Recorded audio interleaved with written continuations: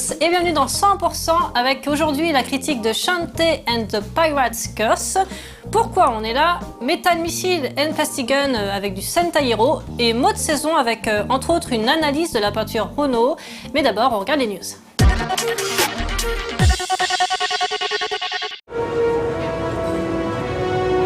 La série des Cities, développée par le studio finlandais Colossal Order, continue son chemin imperturbable en apparence en proposant un nouveau City Builder tous les 2 ans. Le précédent jeu du studio remontait à 2013. Cities Skyline, lui, est prévu pour le 10 mars prochain. Il semble que l'on soit dans le classique mais efficace, construire ses bâtiments, gérer ses priorités entre l'éducation, la sécurité, les pompiers, la santé, etc.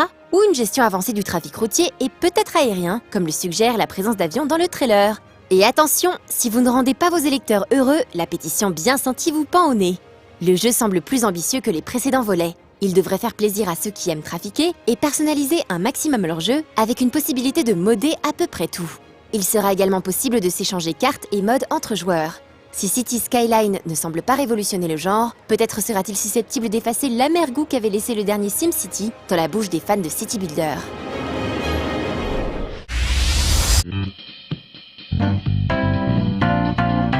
Faites semblant de vous en foutre si vous voulez, mais sachez que vous ne trompez personne. 6 ans et demi après la sortie du dernier épisode régulier, la diffusion du premier vrai trailer de Persona 5 a forcément fait forte impression et c'est bien normal.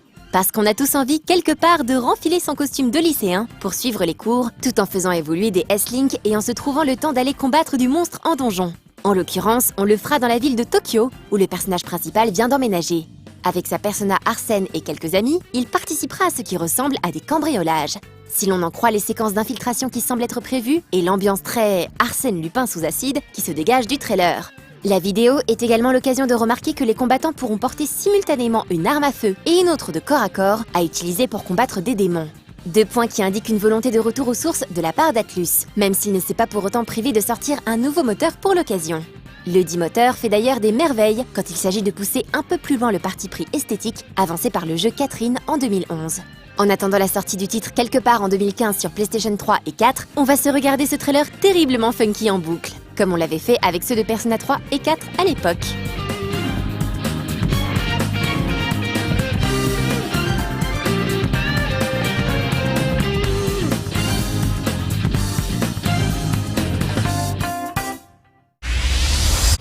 We are at war. Everyone is in danger. Certains jeux vous mettent dans la peau de gentleman cambrioleur, d'autres vous permettent de devenir le maire d'une métropole à la surface exponentielle. The Awakened Fate Ultimatum, lui, vous met carrément dans la peau de Dieu. Suite directe de The Guided Fate Paradox, le prochain titre de Nipponichi Software sera lui aussi un dungeon RPG roguelike. Autrement dit, un jeu de rôle où les niveaux sont générés de manière quasi aléatoire. Une fois encore, il s'agira de prendre part à la guerre opposant les anges aux démons à travers les choix d'un humain récemment élevé au rang de divinité. Confronté à un choix cornélien, Kamikaze Shin, le héros, devra trancher en faveur d'un camp ou d'un autre en décidant de sauver la vie de l'angélique Jupiel ou d'Ariael, sa rivale démoniaque. Un ultimatum auquel il devra faire face à partir du 20 mars prochain. It's your job as God to decide our fate.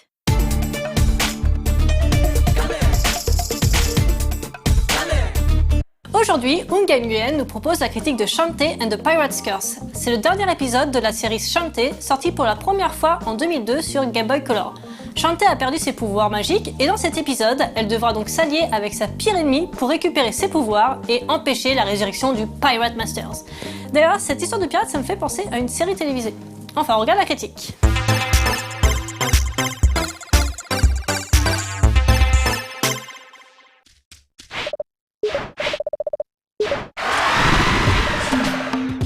WayForward fait partie de ces studios indés qui se sont bâtis une belle réputation, aussi bien auprès des joueurs que des éditeurs. Une situation qu'il doit à sa maîtrise de la 2D et du pixel art qui lui permet depuis quelques années de multiplier les projets et de jongler entre jeux de commande et production maison. Ainsi, c'est à lui que l'on doit le développement de titres comme Contra 4 ou DuckTales Remastered. Et c'est aussi à lui que l'on doit des séries plus confidentielles comme Mighty Switch Force ou Shantae. Après un épisode sur Game Boy Color et un autre sorti en 2011 sur le DSiWare, la petite danseuse orientale moitié humaine, moitié génie fait d'ailleurs son retour sur le devant de la scène. En attendant la sortie plus tard dans l'année de Half Genie Hero, un épisode prévu sur à peu près tous les supports et qui a récolté pas moins de 950 000 $ en crowdfunding, l'eShop de la 3DS et de la Wii U accueille depuis peu le 3e épisode de ses aventures. Un épisode baptisé Shantae and the Pirate's Curse et sur lequel on va se pencher là tout de suite.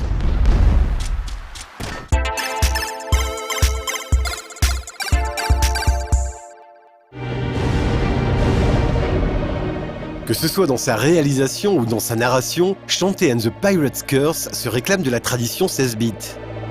Vous ne serez donc pas étonné si l'on vous dit que ses graphismes sont aussi éblouissants que son scénario manque d'originalité, avec des enjeux qui ne dépasseront jamais le petit village à sauver. Tout juste faut-il savoir que l'histoire se place après Risky's Revenge, l'épisode DSiWare qui a été porté par la suite sur Steam et iOS. Et qu'en conséquence, Shantae débute l'aventure dépouillée de tous ses pouvoirs magiques. On notera aussi que les développeurs ont cherché à compenser le classicisme du scénario par un humour omniprésent auquel la traduction française ne rend malheureusement pas honneur. Si vous êtes à l'aise avec l'anglais, on ne saura donc que trop vous conseiller de changer la langue dans les menus de votre console. En effet, entre les dialogues très plats car mal adaptés et des phrases reprises telles quelles d'un traducteur automatique, la localisation frôle la catastrophe.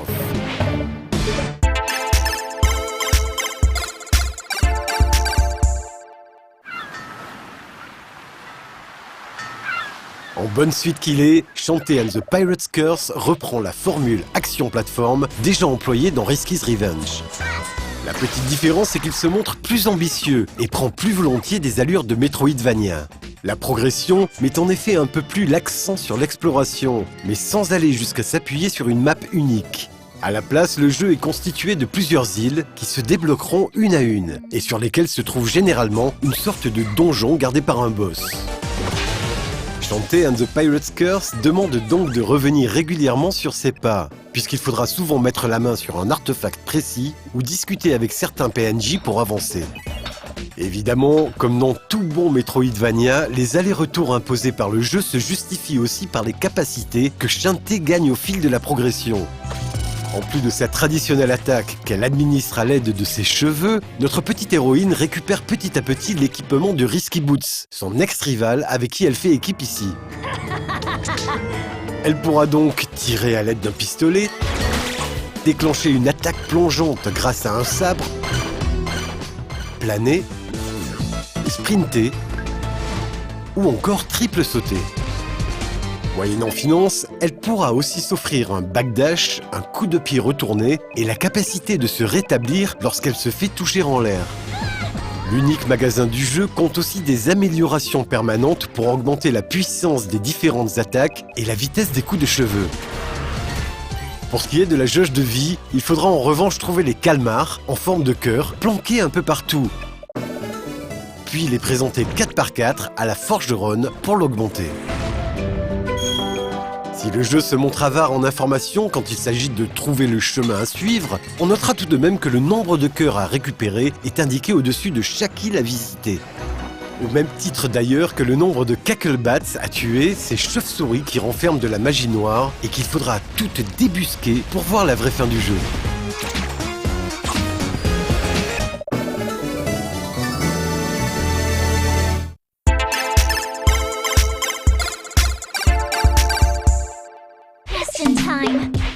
Si l'on mesure l'intérêt d'un jeu à la somme que l'on y a investie, alors oui, on peut parler de Shantae and the Pirate's Curse comme d'une petite réussite.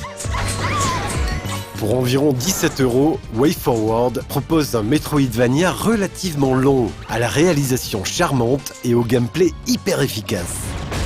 Maintenant, en étant plus terre à terre, en mettant les choses en perspective et en le comparant aux cadors du genre, il faut bien admettre qu'il laisse un petit goût de trop peu. La faute à un level design et des patterns de boss trop sages pour surprendre les joueurs expérimentés.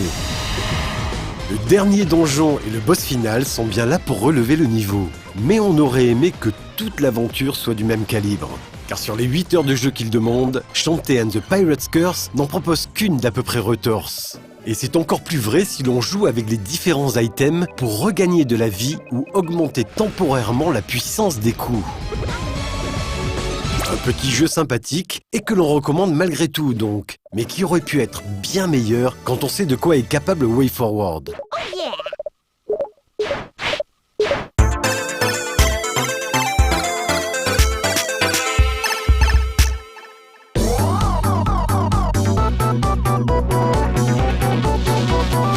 La série de pirates dont je parlais, c'est Black Sails, sortie début 2014. C'est une série qui a pour cadre l'âge d'or de la piraterie, donc 17-18e siècle, dans les Caraïbes.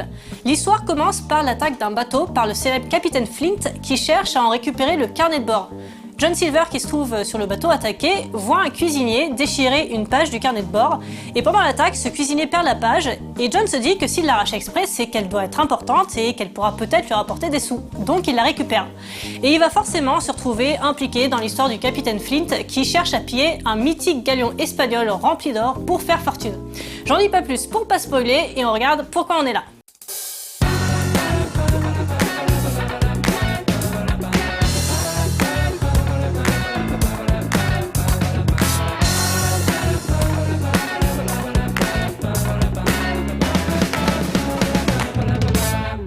Les enfants, Vous savez pourquoi on est là?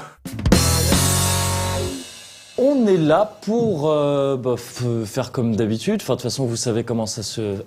Merde, non. Ouais, attends, mauvaise c'est idée. bizarre, c'est ouais, bizarre. mauvaise idée, mauvaise idée. pardon. Attends. Ok, désolé, on a voulu tenter un truc nouveau là. Bon, bref, on est là pour se faire suffisamment de thunes pour passer le reste de nos jours sur cette île déserte où t'as Michael Jackson, Elvis, Tupac, le vrai Paul McCartney et Mousse Diouf. Ah, Moussouf, t'es sûr? Ouais, mon petit bonhomme, regarde ça. Non. C'était à Noël dernier. Attends, je vais prendre. Gros déconneur, le mec. Faut se tenir à la page, mon petit Romain. C'est bon, c'est réglé, on va peut-être pouvoir s'y mettre. Ah, c'est marrant, Marion, parce que t'as comme un don pour niquer les ambiances. Mais bon, j'imagine que c'est pour ça qu'on te paye. Allez, on s'y met, go.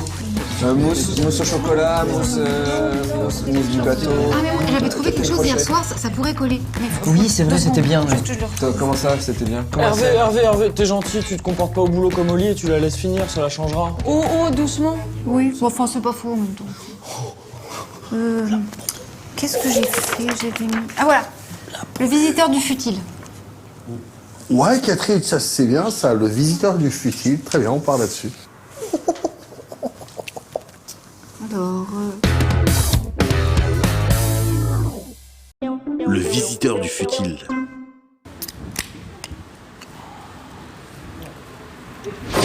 Médoc, non! Ne bois surtout pas cette canette! Sinon, en fait, tu vas te sentir tout ballonné. Parce que là, tu vois, t'as déjà bien bouffé. Et si tu bois ça en plus, bon, bah voilà, après, au niveau du ventre, tu vas être un peu gêné, quoi. C'est chiant. Et je veux dire, après, en termes de conséquences, c'est un moyen long terme. Quoi. Ben voilà, non, mais des petits ballonnements, c'est ce que je te disais pendant 2-3 heures, donc c'est chiant. Voilà. Ok, merci. Oh, de rien, c'est cool, c'est cool. Ah, au fait, c'est vraiment trop con pour nos lives. Hein. Si seulement vous aviez su. Enfin, tu verras. Salut!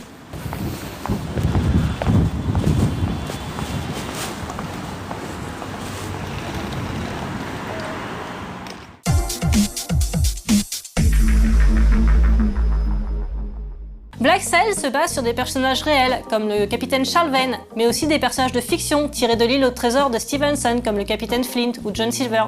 Alors forcément, ceux qui ont joué à Assassin's Creed Black Flag peuvent reconnaître des personnages comme Barbe Noire, Marie, et les lieux comme Nassau, Kingston. Les décors sont vraiment identiques.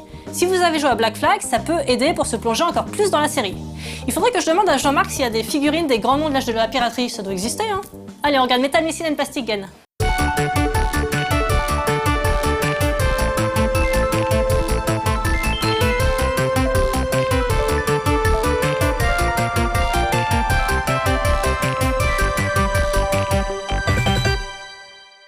Bonjour à toutes et à tous et bienvenue pour un nouveau numéro de Metal Missile et Plastic Gun. Aujourd'hui, comme vous pouvez le constater sous vos yeux ébahis, la série complète des personnages relatifs à cet extraordinaire Super Sentai que l'on appelle Kaizoku Sentai Gokaiger. Ils sont le nombre réglementaire d'un Super Sentai, c'est-à-dire les 5 couleurs de base, plus évidemment le Wildcard Silver qui arrive au moment les plus théâtraux pour faire montre de valeur et de ténébritude, comme diraient ceux qui savent à quoi servent ce terme consacré. Donc nous allons commencer par faire le détail de Go-Kai Red, puisque les personnages dans leur ensemble sont assez similaires, bien qu'ils comportent chacun des petites particularités qui les rendent intéressants, chacun de leur côté. Voilà, alors nous commençons comme il se doit par notre ami Go-Kai Red. Donc rapidement, l'histoire consiste à la venue sur Terre d'une bande de pirates spatiaux, de pirates de l'espace, qui recherchent le plus grand trésor qui soit. Donc évidemment, au début de la série, on ne sait pas quelle est la nature de ce grand trésor. Et donc la caractéristique de Go-Kaiger, c'est que nos héros possèdent des téléphones portables que l'on appelle mobilates, ainsi que des clés qui leur permettent de se transformer et de revêtir leur scaphandre de combat. Là aussi, la formule consacrée le veut ainsi. Mais la particularité, c'est que les mobilates, avec les clés adéquates, leur permettent aussi d'adopter l'apparence et les pouvoirs de tous les Super Sentai qui les ont précédés, donc 34 Super Sentai. Et ça, c'est vraiment une idée énorme, déjà dans la série, parce que ça permet de revoir des vieux costumes, ça ajoute dans l'histoire, et puis alors au niveau du merchandising, je vous laisse imaginer ce que ça permet de faire. Donc voilà, notre ami Go-Kai Red, nous allons l'extraire de sa boîte. Alors, comme d'habitude, le schéma physique classique d'un SH Figuarts, c'est aussi articulé qu'un corps humain, il n'y a aucun problème. J'en ai personnellement mis un jour un personnage dans une position où il donnait un coup de pied. Je suis parti faire autre chose et 3 heures plus tard, je suis revenu et il était en équilibre en train de donner le coup de pied sur une jambe. Donc ça témoigne vraiment du fait que les articulations sont hyper fiables et hyper bien faites. Donc du SH Figuarts dans toute sa splendeur. Donc voilà notre ami, nous allons le mettre dans une position intéressante, dynamique, pour montrer qu'il est prêt à affronter les forces du mal et aussi à trouver ce fameux plus grand trésor de la création. L'intérêt continue puisque je vous parlais des téléphones portables dont nos amis disposent pour se transformer. Vous en avez un dans la boîte qui est à l'échelle. Donc en mettant la main adéquate, vous enlevez le poing fermé et vous mettez la main sur l'articulation du poignet. Voilà. Et nous avons ici notre ami Go-Kai Red qui est muni de son mobilate, qui est ma foi, très, très mobile. Voilà, c'est le cas de le dire. Ici. Et le ravissement continue, puisque maintenant que nous lui avons mis son téléphone portable dans la main, nous pouvons aussi lui mettre les clés dont je vous ai parlé. Donc ici, je dis vous le voyez, mais je ne sais pas si vous le voyez, parce que c'est vraiment minuscule. Ce petit mobilate est équipé d'un trou qui permet réellement de mettre la clé dans le mobilate. Ce que je fais sous vos yeux ébahis. Voilà, je vous montre ici. Je pense que vous pouvez voir que la clé est effectivement fixée dans le mobilate et qu'elle y reste. Passons aux armes rapidement. Voici le Go-Kai Gun qui, comme vous l'avez vu, je pense que Go-Kaiger, comme toutes les séries de Super Sentai, s'inspire de l'ère du temps et des séries qui marchent. Donc je pense que Go-Kaiger est fortement inspiré par One Piece, des pirates. Je crois que là, il n'y a aucun doute là-dessus. Et vous obtenez Go-Kai Red prêt à tirer, à faire feu sur ses ennemis. Tout ça est minuscule, mais vous pouvez mettre la clé à l'intérieur du barillet du Go-Kai Gun pour recréer les scènes qui se font dans la série. Donc voilà, comme d'habitude, le souci du détail poussé à l'extrême. Bien sûr, vous pouvez improviser, mais d'une manière générale, les poses adoptées sur le packaging SH Figuarts sont vraiment hallucinantes. Et on essaye toujours de calquer cette espèce d'excellence de la pose qui figure sur la boîte, mais personnellement, je pense que c'est très difficile. Je serais même tenté de dire qu'on n'y arrive jamais. Mais bon, ça permet de continuer à rechercher la perfection, donc c'est stimulant. Mais voici, il n'y a pas à dire, c'est beau, ça donne envie, c'est magnifique. Autre particularité de notre ami Red, attention les âmes sensibles, je vais ôter les bras de notre héros. Rassurez-vous, ce n'est que momentané, et il ressortira grandi de cette épreuve, parce que dans la boîte figure évidemment, pour ceux qui ont vu la série, la pose emblématique de Go-Kai Red, c'est-à-dire Go-Kai Red les bras croisés. Et comme malgré tout, c'est quand même difficile à obtenir comme position Pour un jouet, donc, on vous a mis des effect parts. Et ainsi, il peut vous toiser du haut de sa magnificence. Chaque Gokaiger dispose d'un élément spécial, comme je vous l'ai dit tout à l'heure, et donc en l'occurrence l'élément spécial de Gokai Red, c'est cette position qui lui permet d'avoir les bras croisés et d'avoir un maximum de coolitude, comme vous pouvez le constater. Voilà, nous en avons terminé pour Gokai Red-Do de Kaizoku Sentai Gokaiger, une série vraiment extraordinaire. Une fois de plus, précision, versatilité, nous sommes comblés. Et puis, bon, vous avez vu que j'ai été obligé d'opérer le personnage. Et puis aussi que pour le manipuler correctement, on a besoin d'un microscope électronique. Ça prouve vraiment que les jouets sont quelque chose de beaucoup trop sérieux pour être confiés aux enfants.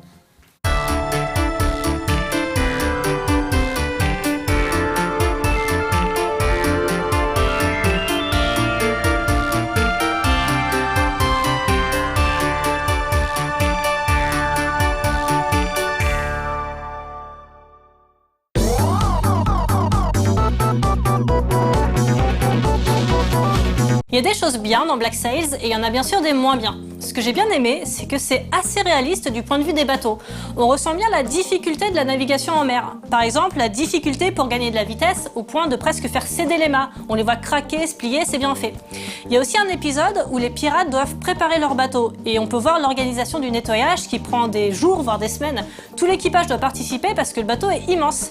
Il y a notamment un passage où ils attachent le bateau avec des cordes à des cocotiers qui sont sur la plage pour le faire pencher et nettoyer la partie normalement immergée de la coque. Ça, c'est assez impressionnant. Par contre, les côtés moins bien, c'est que dans certains épisodes, il y a beaucoup de blabla et ça ralentit le rythme de la série. Autre chose, le côté hyper commercial, avec l'abus des scènes de sexe gratuites, toutes sortes de sexe, violents, partous, lesbiens. Bon, bien sûr, c'était tous des libertins à l'époque. C'est une série produite par la chaîne Stars, comme Spartacus, donc vous voyez ce que je veux dire. On va terminer sur une touche plus raffinée, avec Mot de saison.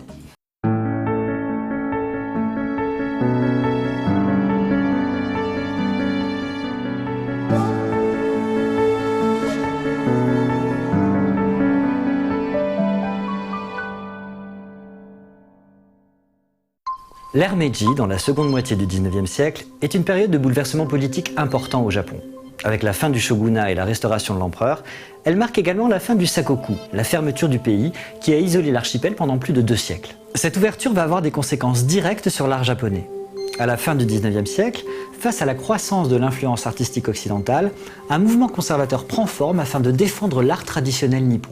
C'est à cette époque qu'apparaît le terme Nihonga, littéralement peinture japonaise, par opposition au terme Yoga qui désigne la peinture de style occidental.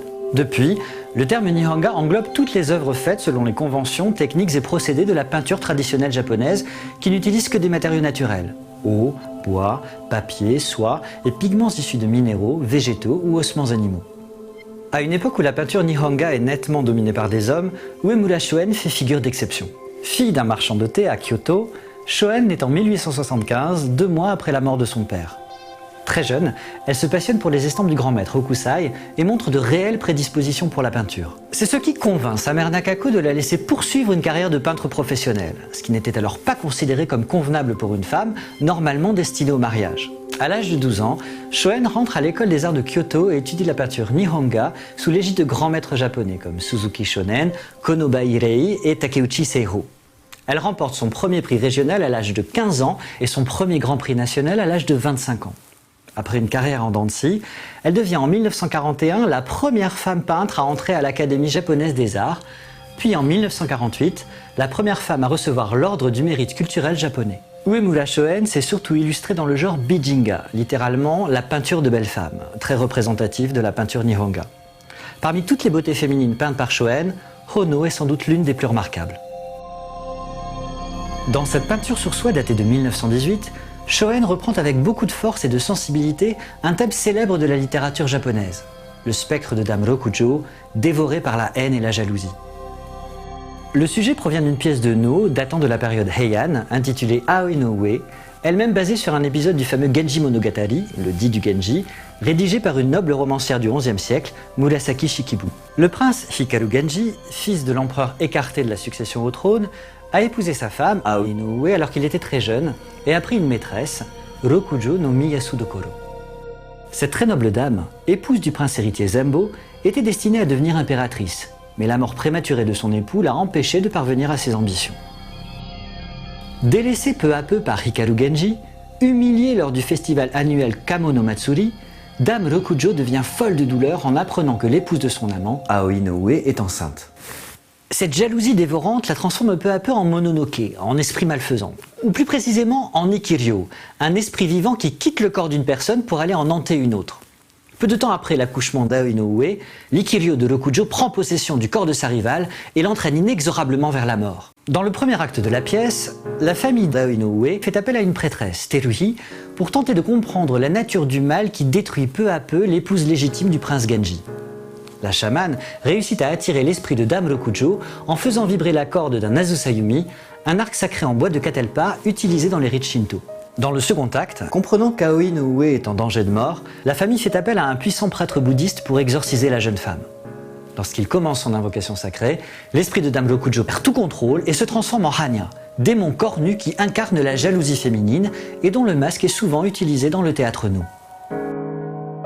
C'est d'ailleurs sous cette forme effrayante et démoniaque que les artistes japonais ont tendance à représenter Dame Rokujo, comme Hokusai dans ses fameux croquis ou mangas datant de la fin 18e, début 19e siècle, Nabeta Gyokuei dans le Kaibutsu Ehon, ou Livre illustré des monstres en 1881, ou encore Kogyo Tsukioka dans cet ukiyo-e datant de la fin 19e siècle, début 20e. Uemura Shoen fait un choix radicalement différent dans son interprétation de Dame Rokujo. Le titre Hono, qui signifie flamme en japonais, évoque bien la pièce de no Aoi no Ue, puisqu'il s'agit d'une référence directe à l'une des répliques du spectre de Rokujo dans le premier acte. La flamme de ma colère me brûle. Traditionnellement, le personnage de Rokujo, comme tous les personnages féminins dans le théâtre no, était interprété par un acteur de sexe masculin. Or, c'est bien comme une femme qu'Uemura Shoen représente Rokujo sur cette peinture. Celle-ci présente toutes les caractéristiques d'une dame de haut rang de l'époque Heian. Le hikimayu, des sourcils épilés et redessinés plus haut sur le front sous forme d'ovale, avec une poudre de suie de sésame. L'ohaguro, c'est-à-dire les dents teintes en noir. La peau très pâle, probablement éclaircie avec une poudre blanche nommée oshiroi. Des cheveux très longs, certaines dames les faisaient parfois pousser jusqu'à 2 mètres, et un kimono constitué de plusieurs hitoe, c'est-à-dire plusieurs couches de vêtements. Shoen s'attache à peindre le personnage au moment même où elle perd la raison et bascule dans la démence. Dame Rokujo se mord les cheveux pour tenter de maîtriser ses émotions et de résister à la jalousie incontrôlable qui la déchire. Son corps se tord de souffrance et prend des allures serpentines, au point même que la robe supérieure de son kimono glisse sur son épaule gauche, motif souvent utilisé dans la peinture japonaise pour suggérer la folie. Plusieurs indices montrent qu'elle est en train de devenir un mononoke, un esprit maléfique.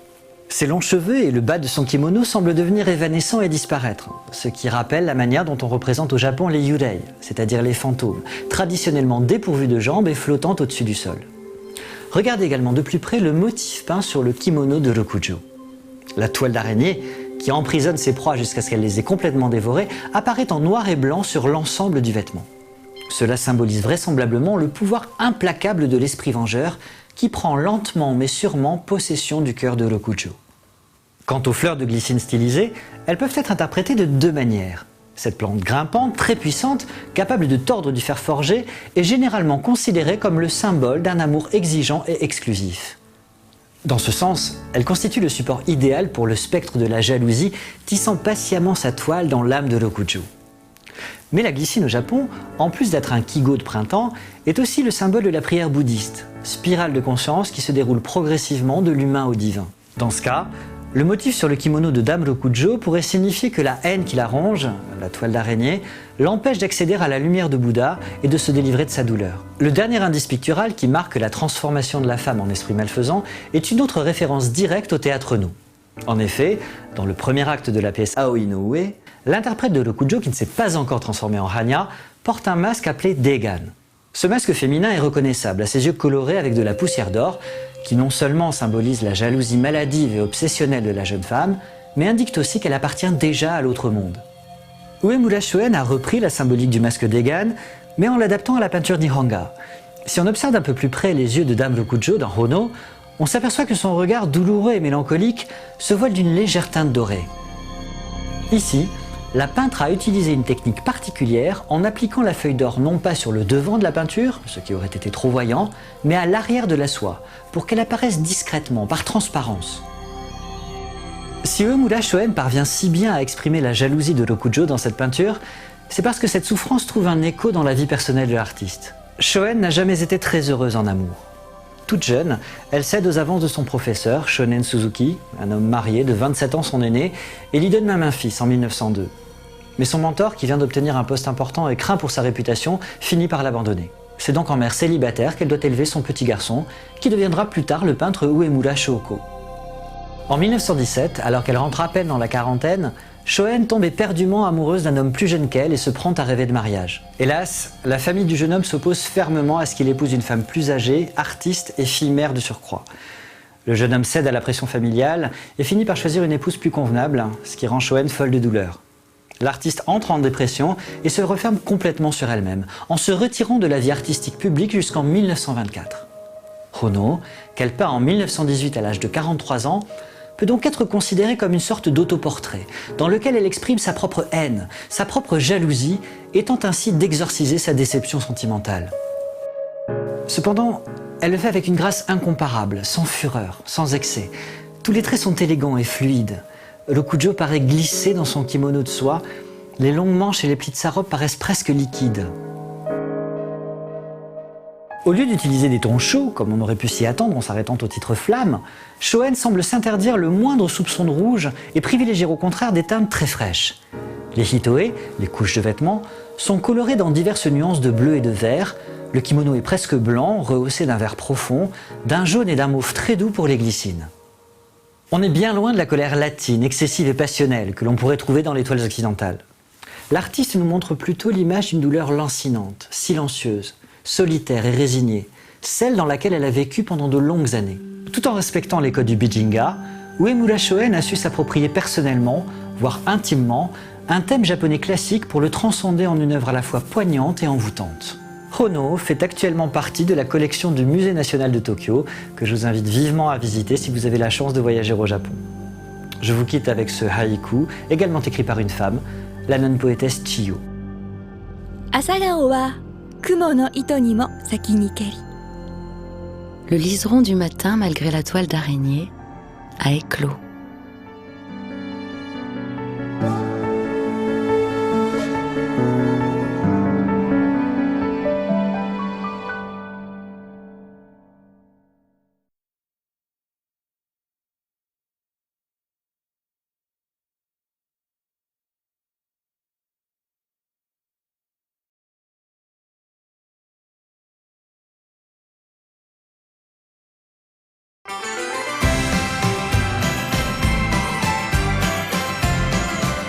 Voilà, si vous avez l'occasion de pouvoir regarder Black Sails, je vous le conseille. Il y a 9 épisodes dans la saison 1.